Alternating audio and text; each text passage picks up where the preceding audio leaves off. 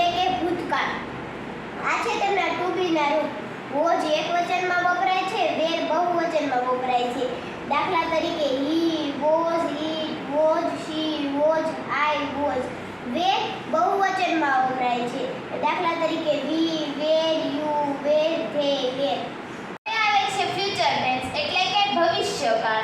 આ future ટેન્સમાં two બી ના રૂપ તરીકે વિલ વપરાય છે. ફ્યુચર ટેન્સમાં